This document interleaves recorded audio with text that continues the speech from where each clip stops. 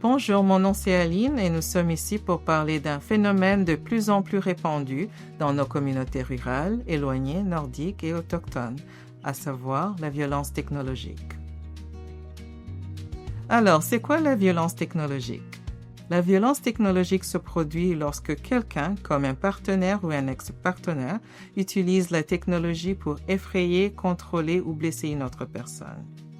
Par exemple, il peut s'agir des messages ininterrompus, des géolocalisations, des menaces ou de prise de contrôle de leur compte.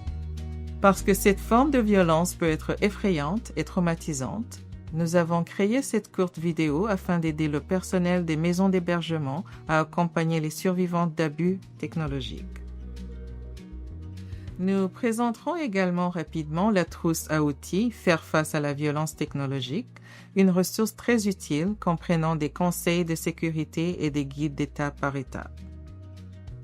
N'oubliez pas que vous n'êtes pas seul, toutes ces ressources sont gratuites et disponibles sur le site sécuritétech.ca. Alors, à la fin de cette vidéo, vous serez en mesure de poser des questions pour comprendre ce qui se passe, discuter des prochaines étapes avec une survivante, proposer des stratégies de sécurité simples, utiliser des outils et des guides pour soutenir les survivantes. Examinons ensemble l'exemple suivant. Étape 1, il est très important de commencer par écouter.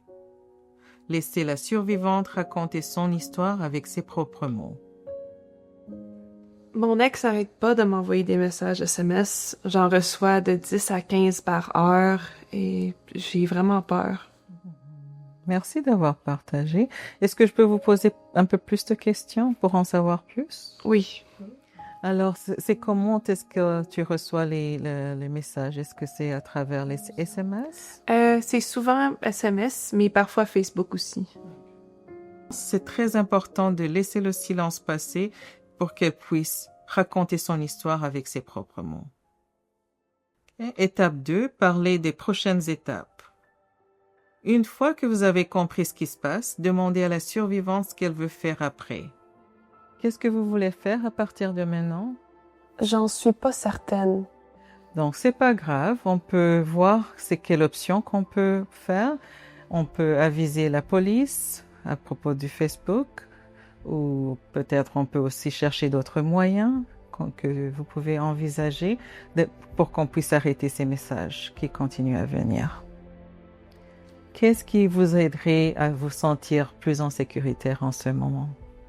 Je ne savais pas que je pouvais faire quelque chose. Je pensais pas que quelqu'un prendrait mon cas au sérieux. Non, ça va. Il n'y a pas d'une seule approche unique. Alors, on peut vraiment voir c'est quoi les options que tu as et on va voir ce qui marche pour vous. Il n'existe pas d'approche unique. Les survivantes sont les experts de leur vie. Notre rôle est d'écouter et de proposer des options et de soutenir leur choix. Étape 3, explorer les stratégies de sécurité. Si vous voulez, on peut garder vos messages pour que vous pouvez signaler plus tard ou garder une trace des messages que vous avez reçus de votre partenaire. OK. Comment faire? Je peux vous aider si vous voulez. Est-ce que tu veux faire ça? Oui, s'il vous plaît. Okay. Prenons mon téléphone comme exemple. Alors, nous pouvons faire des captures d'écran ou utiliser un autre téléphone pour prendre des photos. Et les messages disparaissent parfois lorsque vous les signalez. Il est donc préférable de les sauvegarder au préalable. Est-ce que ça va vous aider si on fait ça? Pour prendre une capture d'écran, appuyez et relâchez le bouton latéral et le bouton d'augmentation du volume en même temps. Est-ce que vous voulez signaler au Facebook la conduite de votre partenaire? Est-ce que vous voulez le faire maintenant? Oui, je pense que je vais essayer ça. Parfait, on peut faire ça. Je peux t'aider à faire ça tout de suite. OK. Appuyez sur les 3 points lorsque vous souhaitez signaler un profil Facebook, une publication ou un message. Après avoir appuyé sur les 3 points, suivez les instructions.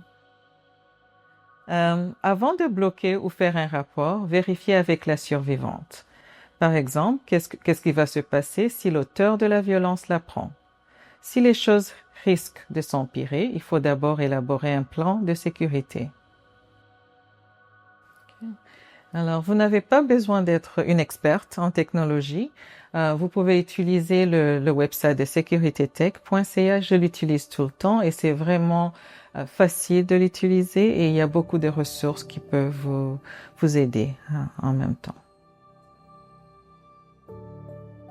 Alors, voici le site securitytech.ca. C'est un site destiné aux survivantes et au personnel comme vous. Voici ce que vous y trouverez. C'est des ressources sur la sécurité technologique avec la trousse à outils Faire face à la violence technologique, guide pratique et étape par étape pour la collecte de preuves, informations juridiques et outils de planification de sécurité. Le plus beau, c'est que vous pouvez les utiliser ensemble pendant la session ou les envoyer à une survivante pour qu'elle les utilise plus tard.